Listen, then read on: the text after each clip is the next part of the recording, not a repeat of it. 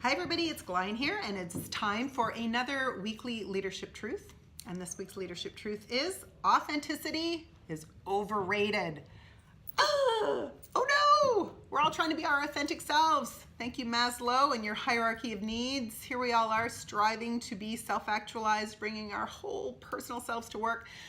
But here's the thing, and as a couple of people pointed out on our various social posts this week about authenticity, there's two sides to the balance sheet when it comes to work, right? There's what we have to do, and then there's how we have to do it. The what, your skills, your knowledge, all that kind of good stuff, pretty easy, straightforward, not too many issues usually there. It's the how that gets all of us into trouble, and the how is where the authenticity rub starts to happen, right? Because being your authentic self means, hey, accept me for who I am.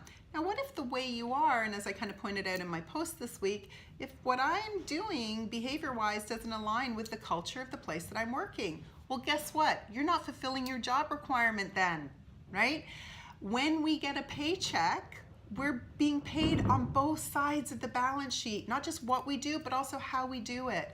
So if you're feeling a lot of rubs in your workplace because you feel like you can't bring your authentic self to work, my guess is that it's probably more to do with a values system that is rubbing up against a different value system in your organization. And maybe you need to look more closely at that to decide whether or not there's a real issue or whether or not you need to compromise a little bit.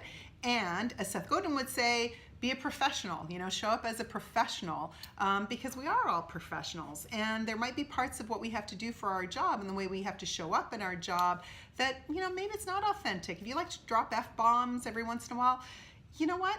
Are you being inauthentic if you choose not to do that at a board meeting? I would say no, you're being professional. So don't get hung up on the word authentic, too deeply. I think it's more important that you look at the balance sheet in your organization and figure out, is it really that I'm not able to be authentic, or is it just that I'm having a bit of a values rub in this situation, and what can I do about it to right size that equation? Okay, thanks so much for tuning in, and my question for you to ponder this week is, what does authenticity mean to you? So thanks so much, and tune in every week when we drop a truth bomb on Tuesday, and I come in to discuss it with you on Friday, and follow us on all of our social channels to stay up to date with all of the news and happenings at the Roundtable. Thanks so much, and I'll see you next week.